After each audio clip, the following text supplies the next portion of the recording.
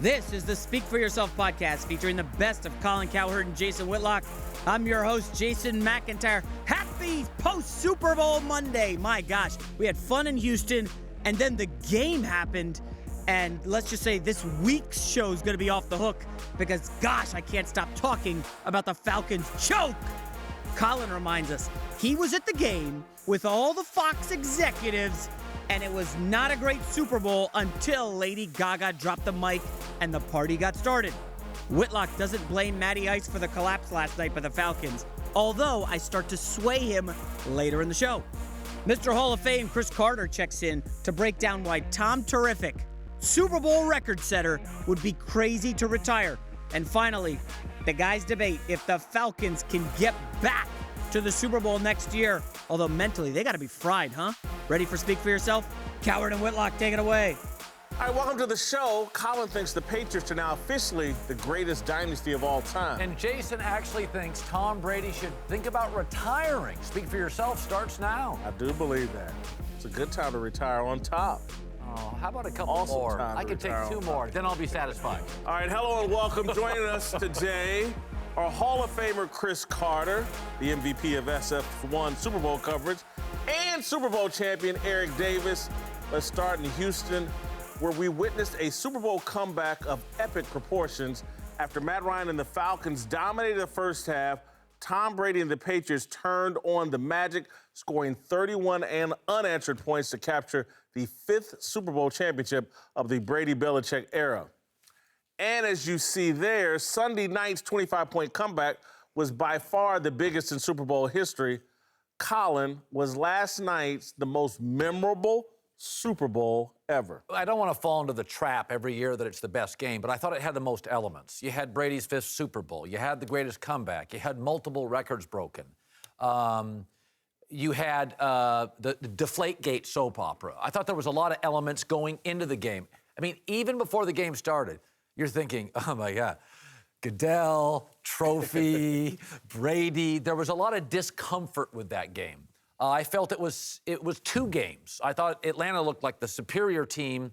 Most memorable? Yeah, I think it does. I think it has the most elements. Great movies have multiple elements, and I think it was a political race. It was a little like our political race. Thank you. It is clearly, there's only one other Super Bowl in contention here. Joe Namath, Super Bowl III. That's something we'll be talking about 50 years from now. When you start talking about Super Bowls that 30 years from now will still have relevance, it will be this one. Listen, there have been 7 comebacks of 25 points or more in NFL history. 15,000 games, only 7. We've never had a Super Bowl go to overtime. This one did. This Super Bowl establishes Tom Brady as arguably the greatest football player of all time, certainly the greatest quarterback, establishes him as one of the great dynasties of all time. Bill Belichick supersedes Chuck Noll and Vince Lombardi and all. This Super Bowl, Goodell, Brady, like you talked about. You had people, my mother in tears last night because she thinks Donald Trump's team won. So you had all of these elements. We'll be talking about this game for 30, 40, 50 years. I want to watch the post game. We will be talking about it for a long time, but as far as the best, no, because there are a bunch of fundamental things that just weren't good. It wasn't well played. Yes, right. And there was about an hour and 15 minutes of time that elapsed where you thought it was going to be a blowout. Oh, yeah. So it can't be the greatest game ever. It had a lot of elements. Yeah. It had it's not the greatest. No way. It had a lot of elements in it. It had a fantastic finish. It had the overtime. It had the Brady, the Belichick, the NFL thing. But Atlanta blew this game. I mean, there's so many opportunities, there's so many fundamental things wrong with what they did. Typically, if it's going to be the greatest game, you're going to have a battle throughout the game, and then a winner, you have the winner-losers determined in the last 2 minutes, typically for me. I like the Joe Montana against the Cincinnati Bengals when he hits John Taylor. That was one of the greater games. What Super Bowl number was that? I think 23. Damn it. Don't answer my question. Go ahead. That's the way to get him right there. Everyone, up until last night, everyone was still talking about that Seattle would have won if they had not given the ball to beast mode. That right there is a memorable Super Bowl, more memorable than this Super Bowl. No, I thought that was a better overall game. That game. And everyone still remembers that game. This is the issue. You started it. We're in a Snapchat society. Mm-hmm. Everyone remembers what just happened. It's the most memorable. Yes, there were some elements to it, and I know the narrative, and when you talk about the Roger Goodell, and you look at the 5 Lombardis between Belichick and Brady, all of these things happened, but it wasn't a great game. What about the 2017 New England that was unbeatable, the greatest team ever, and the Giants smacked them? Yeah, okay. That was a better game than this Giants, game. The Giants and Buffalo Bills. I mean, and I went beast mode in New England. That game. It was a better game, more memorable. We're confusing. This was the movie Usual Suspects. It was okay. In the last 20 minutes, you walked out of the theater and said, that's one of the best movies I've ever seen. So who was Kaiser Sose? would that be Kyle Shanahan? Absolutely. This was not. I sat with. Are you kidding me? I sat with Fox executives. Is the Godfather. I sat with the highest Fox executives 2.5 hours in. Oh. They were worried that this was a bomb, a bust. That's not the greatest game ever. Yes, it is. No, for 2 hours I sat with executives and we were Lady bored. Gaga saved the first half. No, Lady Gaga saved the first half. Yes, she did. Let me tell you why I know you're wrong. Midway through the game, I saw your tweet. Better not trade Garoppolo. It made people think like, oh my God, Tom Brady has fallen off a cliff and it's over. But it was and then next thing you know, he turns into a superhero and saves the When's day. the last football game you watched that was 21-0 and you're like, this is riveting? It was over. It turned into something riveting. It turned into When Lady Gaga dropped the mic, that's when things got hot. Look. The greatest television show in all of history is The Wire. Most people consider it that. It baked. It took a long time. You had to get to episode 10, 11, 12, and 13 before everything paid off. And you're like, holy cow, this is the most incredible season I've ever seen. That's what we just witnessed with this game. Listen, I get why they don't get it. They're athletes. They make history. I'm a writer. I record history. This was historic last night. This game will be remembered I'm not saying it's not historic. Forever. You're right. Yes. They're memorable. The Most best memorable. movies start strong, the arcs tie, finish strong. Great movies don't have 28 minutes of duds. And there are other was not games, 28 but there are minutes of other done. games that have better and plays that don't are more shortchange memorable. me for my journalistic skills. I've been covering the about to NFL jump for on that. 30 years. Absolutely. You're You've like, been talking about it. No, I was covering it. I was doing an independent study on how African-American man becomes a diva receiver in the league for 16 years. Okay, now I'm a broadcaster. You're Peter King with good hands. I'm sorry. Colin, you're dead wrong. This was riveting. We thought we were witnessing the collapse of Tom Brady. And then it turned into his greatest Tom moment. Brady was still the greatest quarterback regardless of the result. I think so, too. I think the Lady Gaga is right on. The man who engineered that comeback and the one and only Tom Brady. He now has 5 Super Bowls and 4 Super Bowl MVPs, both the most of any quarterback in the history of this fine league. And even he got some love from LeBron, who tweeted, Brady equals GOAT. Jason, last night pretty much cemented Brady's legacy as the greatest football player ever. Is he now the greatest athlete of all time? I think he's the most accomplished athlete of all time. I think he's right in there with Babe Ruth, Muhammad Ali, Michael Jordan, and Tom Brady. Those are the 4 guys on my Mount Rushmore. And again, I think this goes to our previous point. This game establishes him in that pantheon of all-time great athletes. Another reason why this game is never going to ever be forgotten. Again, this to me was his. Ali went and fought Foreman in the jungle, the Rumble in the jungle. Yeah. And Ali got his brains beat in for 7 or 8 rounds, then he knocked Foreman out. And it's one of the greatest, most memorable fights of all time. We just saw Tom Brady's Rumble in Houston. It was incredible, and he's right there with the all-time greats. I actually agree. I thought this was Michael Jordan's flu game.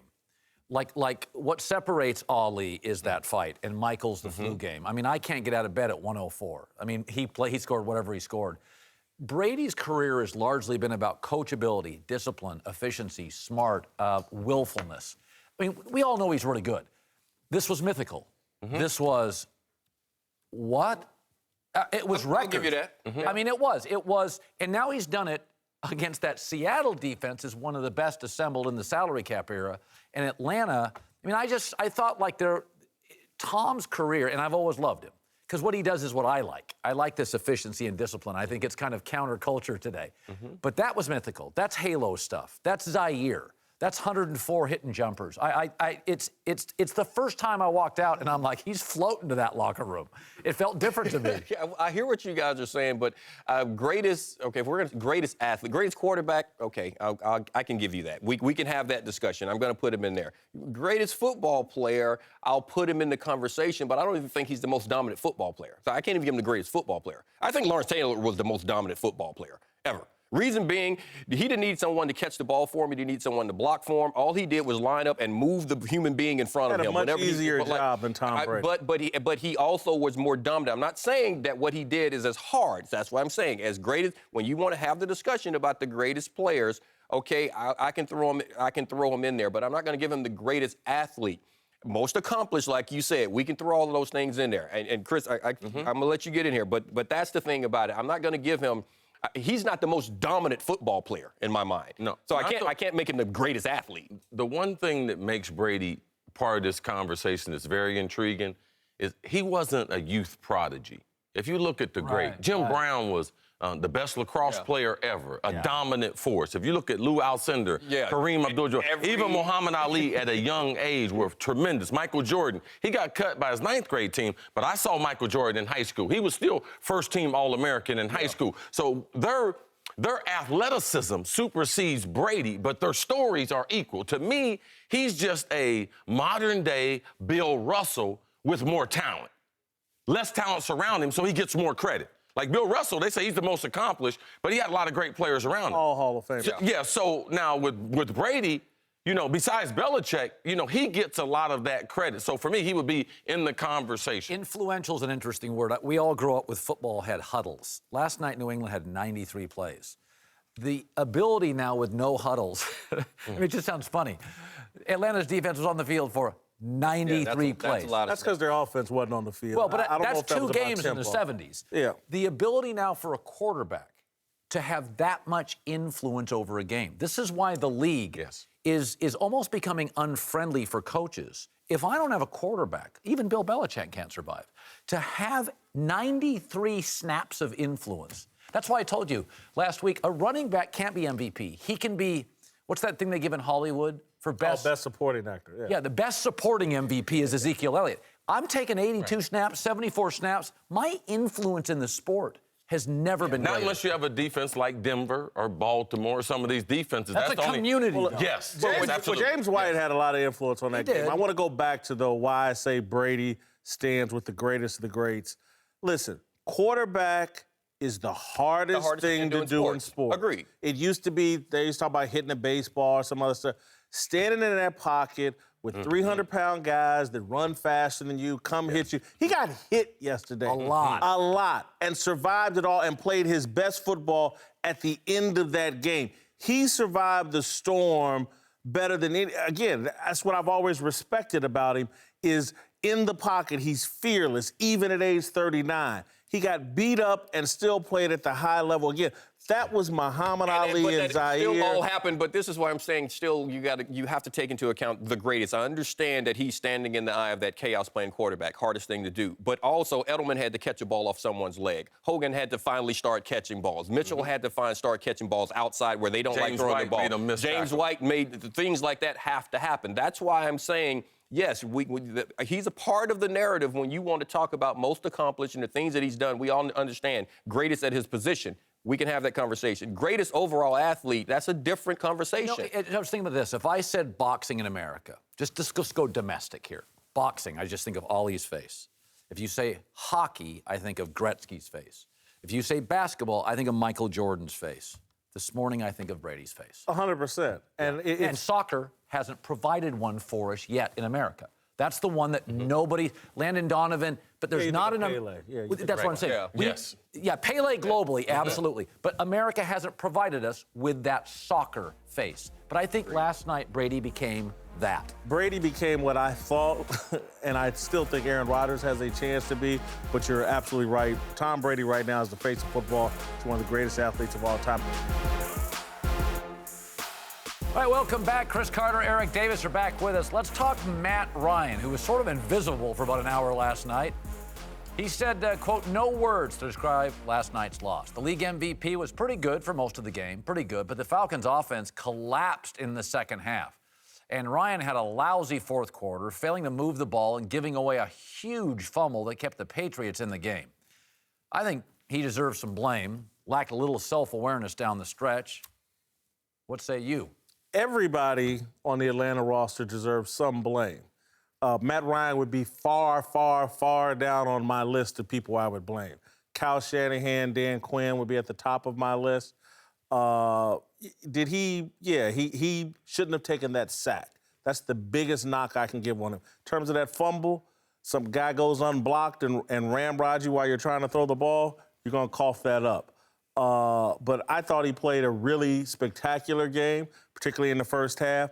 I thought the game was going to be defined by his pass to Julio Jones late along the sidelines, and then they didn't run the ball. 1 for 8 on third downs. I thought he had 2 great throws. Oh, not really. They were incredible catches by Julio Jones.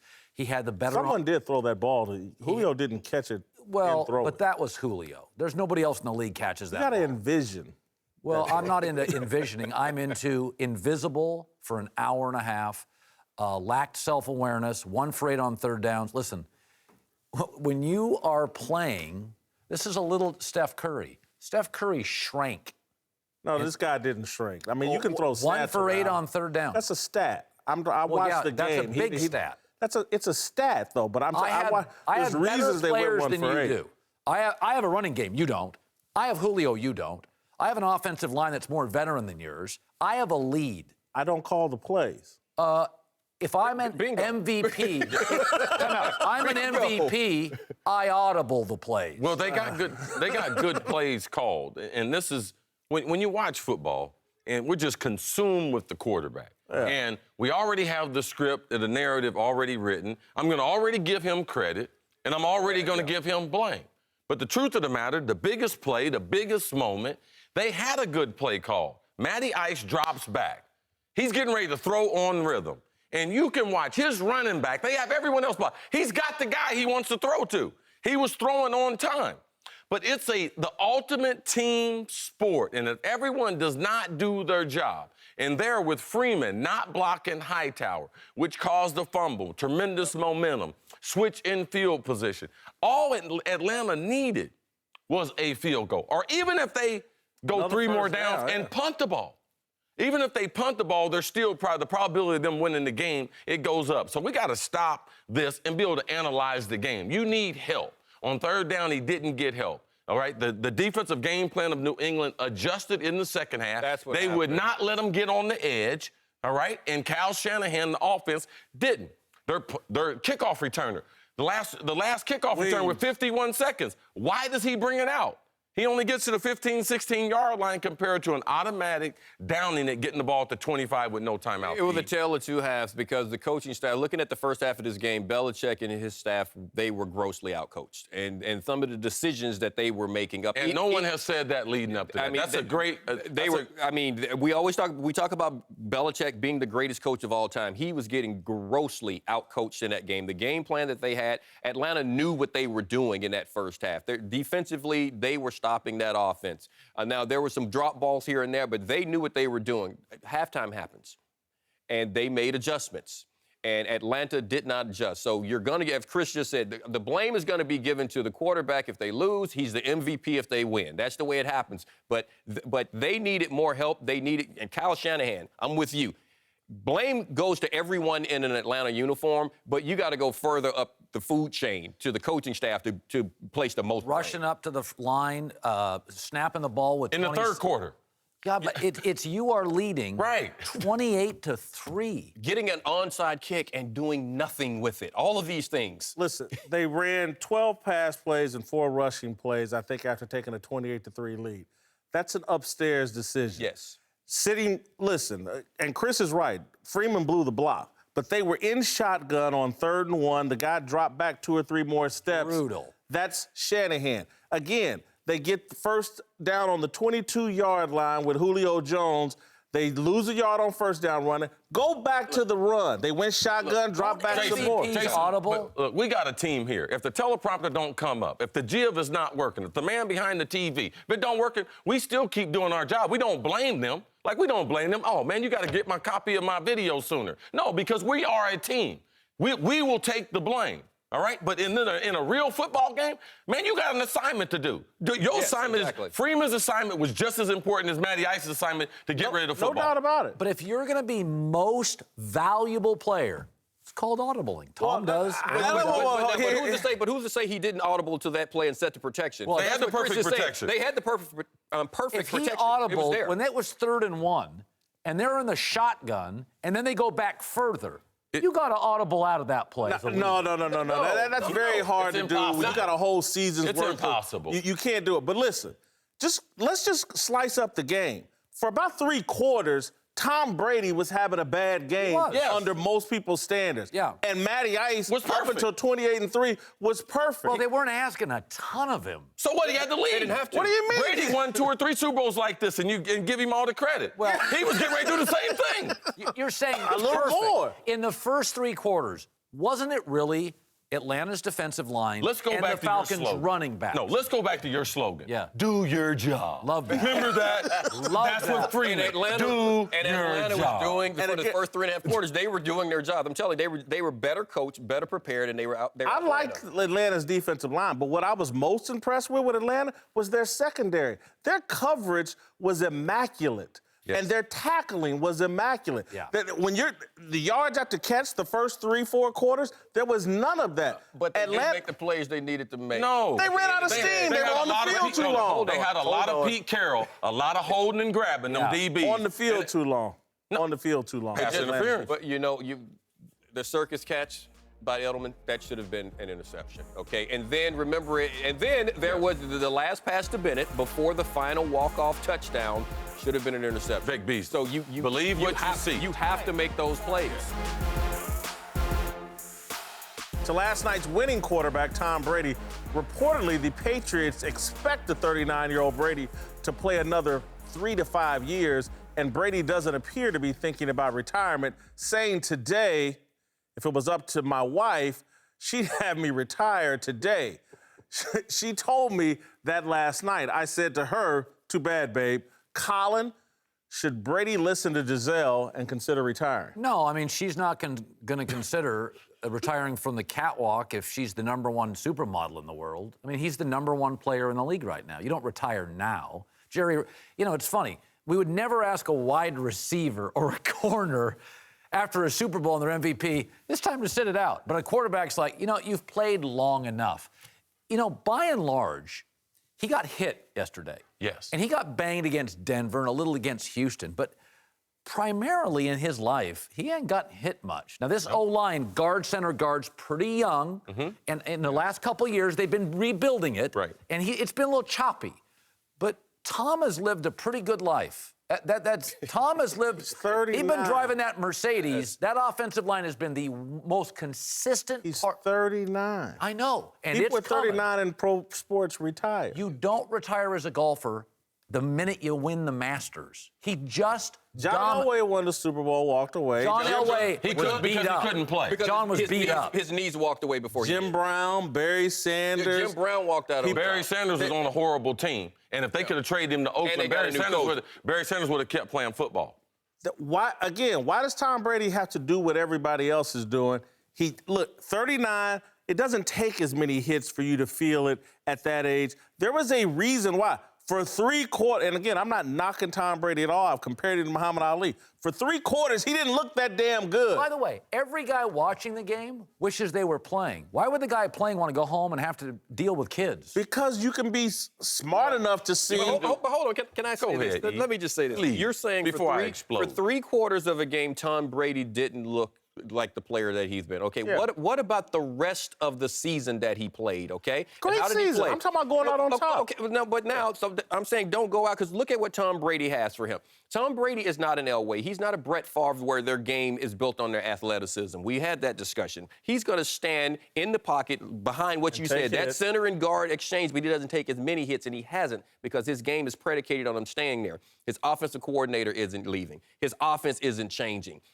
So the way he plays the game is not going to stop, and his skill set hadn't dropped. He would be crazy to walk away right now. The other thing is, too, you have the dictator in Belichick controlling the locker room. So Brady doesn't have a lot of nonsense that veteran players have to deal with as far as idle, young teammates not being on time. Some of the stuff that forces you to be, you know something? I'd much rather be away from these young people. And Chris, to tell the truth, that gets tiresome. It really does. When you get to Policing the yes, locker room yes. and telling young guys that going to the strip club is not more important than getting ready for a playoff game or a football game. Yes, but I have seen so many athletes who are retired and they're miserable and they don't know how to adjust to not being in the spotlight. Now, for me, I've had a certain amount of light on my life, and there's no way I would come out of the spotlight, especially if I'm healthy. Like, I'm not listening to Giselle. Like, she's not gonna stop modeling. I'm not gonna stop playing ball. Did y'all see Tom Brady when he ran onto the field?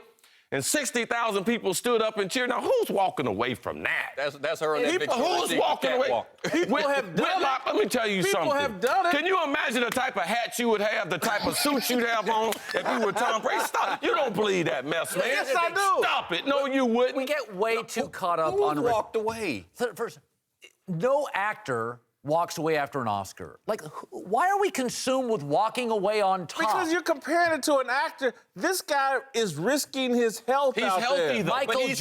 Michael Jordan didn't end up on top. Oh, Pele no. doesn't end up on top. Why are we consumed with ending up on top? How about We're you? not consumed with ending up on top. That's why no one ever, they get dragged out rather than walking out. I don't think on anything time. less of Derek Jeter. At the end, Derek couldn't quite hit. I'm good. Yeah, He so plays what? shortstop. Man, Jerry That's not Rice the was playing same as 20 years. quarterback. I would much rather see Jerry Rice limp a comeback. Jerry Rice. At 18, 20 years in the league. I love Jerry's hair quit before he quit. Okay, I love JR to death. Yeah. Come on, man. I don't know why we always We're are. not consumed with it. I'm the only person suggesting that the guy should walk away on top. He just stuck the landing. Listen, let me tell you something. Why get dragged off the field? You know or how carted powerful off he the is? field? Giselle told him, you need to walk away. And he said, you know something? No luck, baby. He is on top. When you can tell her that, Thank you. you're on top. That's Don't mean he ain't No, gonna, you're on top. Don't mean You're on top. Don't mean he's not gonna pay a price for that down the Destiny road. is on his side. Let me just also remember, I watched Brady walk by yesterday. I'm in that tunnel, and he comes by, and he's always a little taller than you think and a little leaner. Mm-hmm. When you look at Tom right now, and it's weird, but he looks healthier than ever. I mean, honestly, he moves better today than 4 years ago. I mean, it's not like he's falling apart. John Elway, I remember, Marino was falling apart. Let me ask you this. Larry Bird was falling apart. Let me ask you this. Who do you think knows Tom Brady better? You or Giselle? Giselle's just being selfish, like women can be. Holla. There we go, my man. I'm not even gonna deal with that. All right, Chris Carter and Eric Davis are back with us. Let's talk Falcons, who looked like they were on their way to their team's first Super Bowl win in the first half last night, but then the second half brought the biggest collapse in Super Bowl history, leaving Matt Ryan and company in a state of absolute shock. Colin, will the Falcons be able to bounce back from this collapse next season? I think they'll be fine, but they won't be the same team. You lose a top coordinator. I know Kyle didn't have maybe a great second half, but he had a tremendous year. Running backs now talking they want money. You had an offensive line that was bizarrely healthy. They didn't miss a start. Dallas is really good. Seattle reloads. I think Green Bay may even dabble in the free agent market. Also, you play a first-place schedule. You seen their schedule? Oh, they're going to New England, and they're playing Dallas, and they're playing Seattle, and they're playing Green Bay, and they're playing Pittsburgh. Oh, okay. So, and also they have, not Pittsburgh, but they also have to go, I think, to the Jets, and it may be later in the season. So I think they're fine. But remember, this team was 11-5. They weren't 14-2. Mm-hmm. And they were 27th in defense. Okay, they weren't a perfect team. They were an underdog yesterday. They were an underdog. So let's not make them out to be Seattle after that Super Bowl, where we thought, wow, that window could be like 6 years. But you know the difference between that Seattle team and this team is that they had been in the system for a while. So you say they're 27th in defense. I think they'll be better defensively because you have a lot of rookies and you have a lot of players that are just getting accustomed to playing this system. They're still learning all the nuances of it, and they're making plays right now. You couple that with the explosiveness of their offense, even if they lose a player here or there, Julio's not going anywhere. Matt Ryan's not going anywhere. So the question for me, you touched on it, is going to be the play caller. How is that going to affect Matt Ryan? You think positively? No, yes. I don't know. I mean, Shanahan was really good with him. No, that that's first not what I'm half, talking he about. was great. Listen, I think unlike Seattle, that I think backed up after the Darrell Bevell deal, the guy that the players, in my opinion, are most pointing the finger at, he's leaving, Kyle Shanahan. He may have had a great regular season, but he was not good in that second half. Should have stuck more with the running game. Players are living the moment, guys. Yeah, no, I know. I think they're going to rally around. I think this team is going to be even better next year. The regular season record may not show it. When they get into the postseason, this was the best team yesterday. They'll come back next year. NFC is going to be tough. I like the Falcons next year more than I like the Patriots. Greg Norman never recovered. He never recovered. This ain't golf. But it was bad. That was bad. I don't think the psychological is going to go all the way through the team like it did with Greg Norman. Greg Norman, it was him and his caddy. Yeah. You know, and just that little white ball. You know, so this with the teammates, they got 7 starters in the first and second year. Now, Dan Quinn has been in 3 of the last 4 Super Bowls. Yeah. I really believe he is one of the great young coaches. He connects with these young people like Pete Carroll has done, but he's 20 years younger. So I believe they have something. They have a franchise quarterback. But what they don't have that Seattle had when they made their run was before Russell got the big contract. Matty Ice already has the big contract, so they're going to start losing some players. Freeman will probably go somewhere else. So I think they have a chance, Jason, but I think their 2 victories in the playoffs, they help this team and help the franchise. I would tell the owner, though, stay in the box until they drop the confetti. I wouldn't come down so early. He's been waiting for a long time, man. Arthur's been waiting a long time. That was one of the best moments. Was that his daughter or wife that was looking up at him with these eyes? And I felt so sorry for Arthur Blank. That's rough, though. But, you know, you talked about them losing a lot of the players because Matty has the big contract. You have an opportunity to keep Freeman and keep a lot of the other players right now if you want to, because you do have a lot of young players. I mean, you got 3 rookies. When you get guys on their rookie contracts that are contributing right now, that gives you an opportunity to put money into other positions. And then now you don't have to make those decisions of letting guys go. You got to eventually let someone go. But Atlanta doesn't have to let them go in the next couple of seasons, which is why I think they'll still be in it. Tampa Bay's got a lot of good players. This division's odd. If New England's in the most predictable division, this has always been the least predictable division. You know, it's funny, too. Even though they lost the Super Bowl, you know, there's real stars on this team. I mean, you can see it. Yes. And stars want to get paid. And New England's more system-driven. Atlanta feels star-driven to me. Well, I don't know if I'll go there, but I think those stars will be hungry. They got a taste of that Super Bowl deal. Not finishing it, should inspire this team. They should come back with some slogan and be on some mission to avenge. Another slogan. Hey, their T-shirt. Rise up again. This is the Speak For Yourself podcast featuring the best of Colin Cowherd and Jason Whitlock. I'm your host, Jason McIntyre. Listen, as I said earlier, we had a blast in Houston. The shows were vibrant, full of energy, great, lively debate. And now we're back, and football's over. I'm a little nervous. I don't know how we're going to hold up. Luckily, we've got days and days of great podcasts coming your way just because the show is going to be good. Because seriously, can you stop thinking about that choke job? 25 points in 23 minutes. All right, guys, follow us on Twitter, Instagram, Facebook. We're going to be bringing back the questions, and I hope the troll toll. I'll lobby with the powers that be. Talk to you tomorrow.